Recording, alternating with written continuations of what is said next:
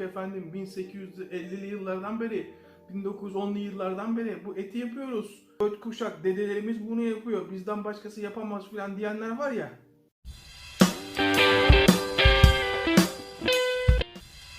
Tarife başlamadan önce ne kadar küçük kavanoz kullanırsanız o kadar uzun süre etinizi muhafaza edebilirsiniz. Ben 250 gramlık kavanozlar kullanıyorum. Bu tarifi izledikten sonra ne kadar çok kişinin iş bilmeden yok efendim kavanozda tandır yaptım, yok efendim kavanozda şöyle et yaptım falan filan deyip anlattığı tariflerin ne kadar yanlış olduğunu tamamen sizlere gazel okuduklarını göreceksiniz. 600-700 gram kadar dana etim, ayrıyetten de 400-500 gram da kuzu etim var. İki eti de kullanacağım.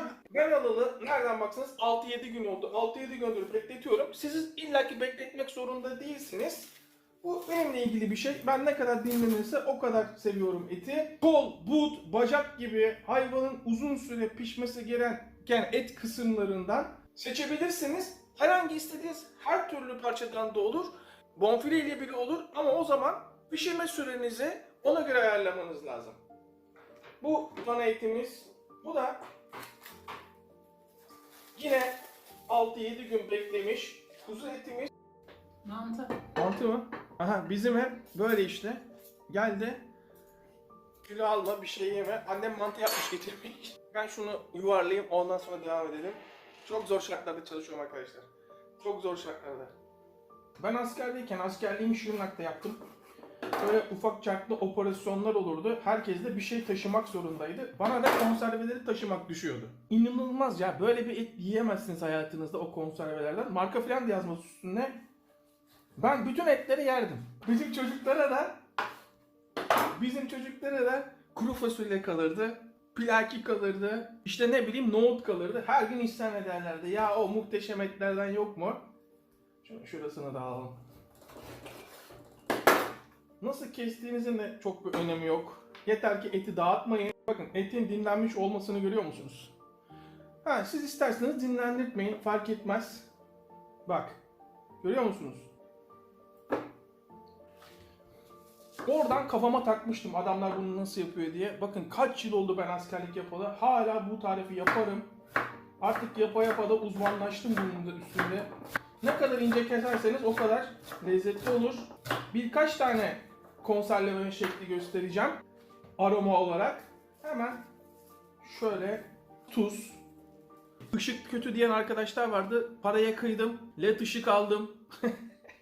Esasında benim şöyle bir yapım var. Ben bu işten para kazanmıyorum. Para kazanmadığım sürece de yatırım yapmam. Ama o söyleyen arkadaşlara saygımdan dolayı vallahi aldım. Belki ışık kalitesi daha iyi geliyordur size. Biraz soğan. Tuz. Bir tane defne yaprağı. Etim. Biraz daha soğan. Tuz. Defne yaprağı. Şöyle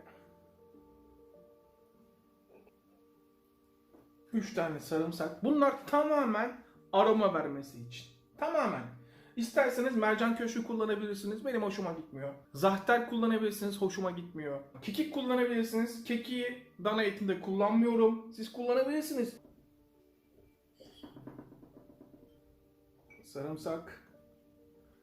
Soğan. Kuzuda soğanı küçük küçük doğramıyorum. Defne yaprağı. Tuz. Tabii ki kuzuya kekik. Sıkıştır. Bolca kekik. Etiniz az mı kaldı? Hiç fark etmez. Soğana abanın. Ya da kavanozunuzu küçültün. Kekik. Defne yaprağı. Etimiz. Tuz. Sarımsaklar. Kekik. Baktığınız kavanozda yer kaldı. Soğana yüklenin. Sarımsağa yüklenin. Bakın %100 sızma yağ kullanıyorum.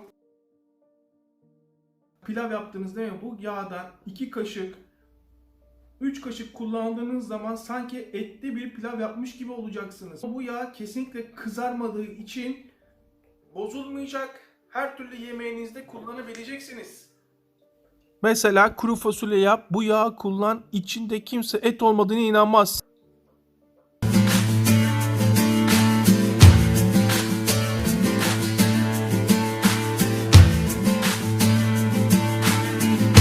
Burada bir karar vermelisiniz. Şöyle yağlı kağıdı, bu birinci yöntem. Şöyle göz hizasıyla ıslatıyorsunuz. Sıkıyorsunuz. Ve kapatıyorsunuz. Şu yanlardan hava alsın. Harika. Ben böyle yağlı kağıtla uğraşmak istemiyorum diyenler kapağı sadece üstüne bırakacak. Kapatmayacak. Böyle üstüne bırakacak. Bu şekil. İster böyle pişirebilirsiniz, ister böyle de pişirebilirsiniz. Bu işin püf noktası kavanozun içindeki yağın ısısını kontrol etmek. Yağın fokurdumaması en önemli nokta. Esasında burada Fransızların konfi tekniğini kullanıyoruz. Yağ bozulmadan pişirme tekniği. Su katıyorum. Kavanozun 3'te 2'sine gelecek kadar ocağımızın altını yakıyoruz. Kaynamaya başladığı anda altını kısıp kapağını kapatıyoruz. Tam 1 saat sonra suyunu kontrol ediyorum. Ve su ekliyorum eğer suyu azaldıysa. Sıcak su ekliyorum. Yeniden kapağını kapatıyoruz. Toplam 2 saat oldu. Henüz et pişmedi biliyorum ama size göstermek istiyorum. Su kaynadığı halde kesinlikle yağım fokurdamıyor. Farkında mısınız? Görüyorsunuz istediğim kıvamda değil, dağılması lazım. Üstü kabuk bağlamaması için kağıdını yeniden kapatalım. Kapağı da kapatalım. Toplam 4 saat oldu. Hayli yeterli pişmesi için. Artık ocaktan alabiliriz. Üzücü olan sizlere yalan yanlış kavanozda tandır mandır da videolar çekiyorlar. Siz de yiyorsunuz bu numaraları. Şimdi sıcakken bir tadına bakalım. Hem de nasıl piştiğine bir bakın. Etin bir formunu görün. Şu kuzu olan, şu da dana etimiz.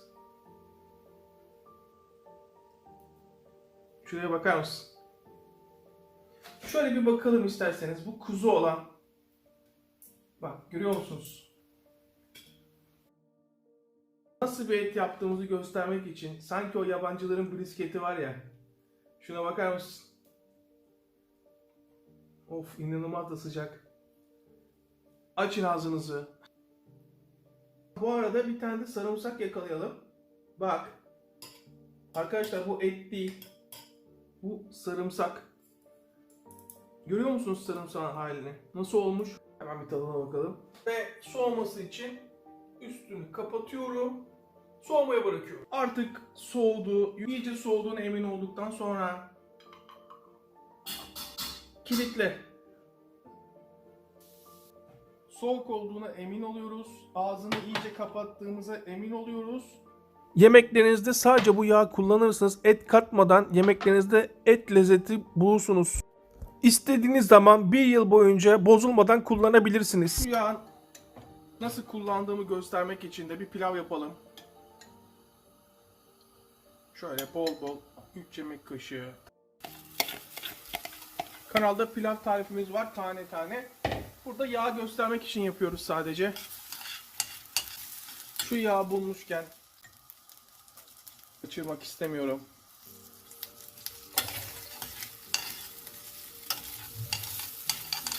Eski usul taktik yapalım annelerimizin. Elimizde tuttuğunuz zaman eliniz yanıyorsa parmağınız olmuştur ki yanıyor. Bir tutam tuz. Bir bardak pirinç kullandık. O zaman 2 bardak su kullanıyoruz. Islatmadığım için 1'e 2 su koyuyorum. Kaynadığı anda altını kısıyorum ve kapağını kapatıyorum. Biraz soğanla. Evet. Biraz da kuzu alalım. Yalnız kuzu eti eğer ben yiyorsam, çünkü normalde yiyemiyorum, bilin ki muhteşem olmuştur. Bu eti çatalla artık olmaz. Aynen böyle. Bakar mısınız? Böyle bir pişme var mı? Hani o gurmelerin Anadolu'ya gittiği zaman yok efendim 1850'li yıllardan beri 1910'lu yıllardan beri bu eti yapıyoruz. 4 kuşak dedelerimiz bunu yapıyor. Bizden başkası yapamaz filan diyenler var ya. Açın ağzınızı.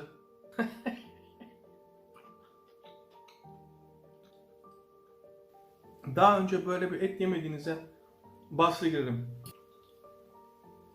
Hayatınızda yediğiniz en güzel eti yiyeceğinize emin olabilirsiniz. Konfileme tekniği yaptık ama bizim Anadolu'daki insanlarımızın kullandığı, çok uzun yıllardan beri kullandığı tekniği de katarak yaptık. Böyle pilavın yanında falan yemek zorunda değilsiniz. Salatanıza katabilirsiniz. Bir şeyler yudumlarken evde ekmeğinizin üstüne krem peyniri gibi sürüp yiyebilirsiniz.